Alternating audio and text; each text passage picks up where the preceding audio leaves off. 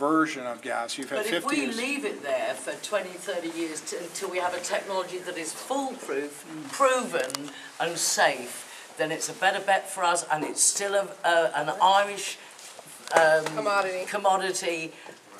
We're going to need power forever, and power's going to get less and less. So why go with the technology which we find really frightening and really scary, and it's only been tested for 8 or 10 years? It's a huge risk. Well, and we're going to run out anyway. Why don't we stick to the sun, to the wind? Seriously, like face. You all raise very good points there. You're asking questions, allow me to answer them. I believe you need a bridge. I believe you're not going to get... No, but we're not facing the bridge. Like we're running, we're running for oil, we're running for gas. We're not actually facing up to the truth.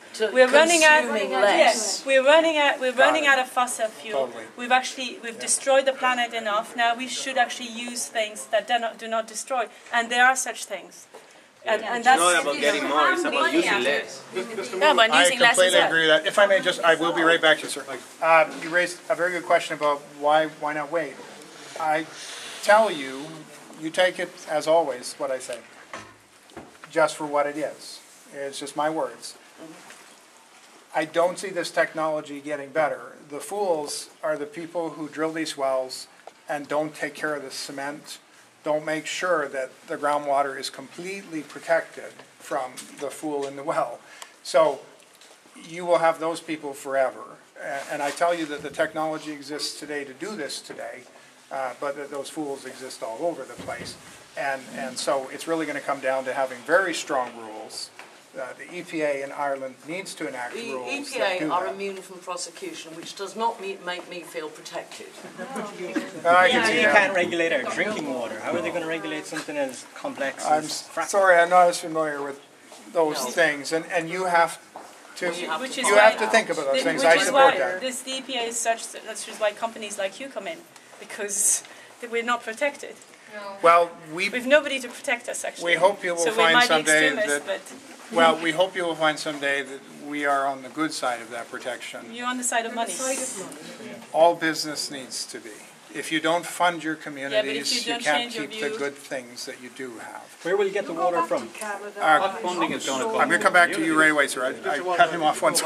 Yes, sir. Just to clarify the question there about the, you can probably extract up to 20% of the gas. Yes. Well, 10 is our estimate here, I'm afraid. So 10, shallower. So that's leaving what, 90%? A lot of gas in the ground. Which could be extracted using chemicals, is that correct? No. No chemicals will extract. If it doesn't extract with just water, the chemicals would not break it down. The only way you get any more gas out would be if you physically mined it, like a coal mine. If you went down there and pulverized that rock, but think of how expensive. Well, you can't even mine. Like, that would be unsafe. So you would still have the rights to the other gas that's left in the ground. If you found it would never come out, sir. Really, when we drop that sidewalk block, so to speak, like a fracturing does, what comes out in that crack is all that comes out. No, that wasn't what you asked, was it? You said, would you still have the rights? Oh, sorry. Yes, very good question. Sorry. Thank you. Because if you didn't have the facility to take the rest of the gas out, then maybe your company could be. We would still have the rights. Maybe somebody's you could sell it on. Maybe somebody would think it's worth taking a shot at, but I wouldn't. But you're absolutely right. The rights would still exist until such time as they expire, because the government only gives you a term to produce, and if you fail to produce within a certain term, then those rights would naturally expire.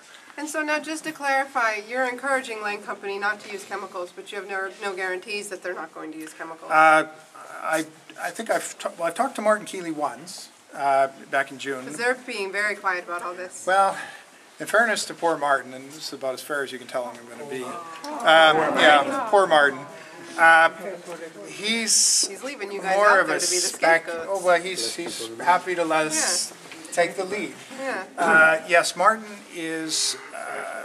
was in charge of Fina Vera previously, that held the leases previously, and they did not fulfill their work commitment previously. So you can understand some skepticism as to whether he will do anything but wait for someone to come along and buy him out of this, for example. That may be his intent. Certainly I wouldn't be surprised. So there's really no guarantee, they're not making any promises? No, well, Martin, honestly, I do not believe Lanco is anywhere near, I mean, they're in the same boat as us. They would have to do an environmental impact assessment. That would be a full year. It has to go seasonal. They would have to have identified a very specific site they will drill on to get that permission.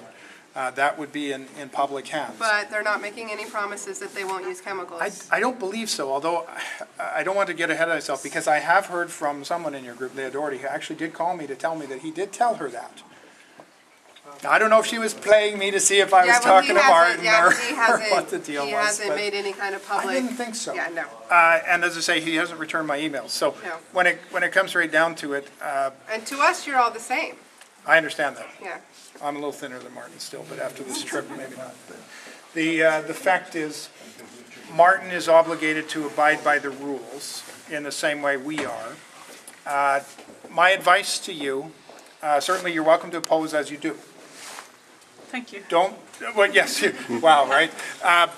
But I also encourage you to toughen the rules up. Don't, But see, we don't have just, a say, that's the problem. well, you're making yourself heard. We're trying to. And you know, I don't know him to other than to have traded a message with him twice as Johnny Gogan, but it strikes me that he is quite committed to trying increasing the consultation process and things like that. We won't need it because we don't want you here, and that's it. But that would be my point to you, is that if you just have one strategy and it fails you, you'll be no further ahead. And I know you're going to try your best, okay, but there are a lot of other people in the community too. We will be your supporters always for tougher regulation, for consultation, for involvement. You're welcome to take it further. But if you don't do that much, you won't have that much. So you'll consult the government on how to regulate yourselves? Well, sounds good, doesn't it? Yeah.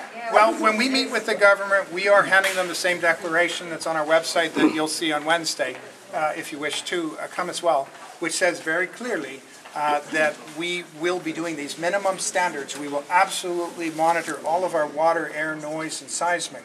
We will absolutely build a well. So you will monitor yourselves? Yeah, but the rest of the declaration reads that we will hand over the records of our work to the regulatory agencies, and we will not proceed until they approve that record. So, For the banks. yeah, let's not go with the banks. On the other hand, your pharmaceutical industry is fantastic. It's the same thing. People in power who have a stake in it regulate being involved in the regulation. Well, I hear the concern, and I know on the surface that it does sound like that. Yeah, totally it does. The fact is, we have a vested interest in getting them to toughen the rules up too, right? We don't have a vested interest in you stopping us, but we do have a vested interest in making sure no company can undermine our efforts. So grant me the corporate focus to say that I must do these things so that it's not easier for someone else to do this, so that they don't undermine us in their work. But at the moment, there's no guarantee that they won't use chemicals, and there's no regulation out there saying that they can't use chemicals. Absolutely right. In fact, most of the, well, honestly, all of the chemicals used in the United States fracking industry today are completely approved in Europe right now. So Poland is an example. But we all know about those things that are approved, that actually go, as you say, something that goes in the bread. We actually all know that a lot of chemicals go in bread and food that are completely unsafe, and we only find out a bit too late. Especially I in mean, large not my bread, quantities. but personally. I hope not. No, but we know that unfortunately people find out too late, and when there's class actions or when there's regulations, it's too late. Right. You see. Agreed. And so, to my point, if you just dig in on one issue here, which is what the U.S. opposition has done, I tell you that honestly. The U.S. people in the gasland dug in on one thing, stop it all. How's that working for them? Worked for France. France had no wells. We got 15,000 being drilled this year in the United States. Well, yeah, the U.S. is always screwed though. How is that benefiting communities and environment when you pull out? Are you doing anything good for the environment which are coming in and They're going to paint it green, not here. Well, we do have to try and hide it so it doesn't bother you as much. Have you left that community beneficial way? We're not so easily deceived. We're not. We believe that the presence of an operator in the community, and I would hold this, again, words, a modern company should have a social responsibility, right? Yeah, yeah. And that's all Doesn't there is have to to. it. Yeah. If you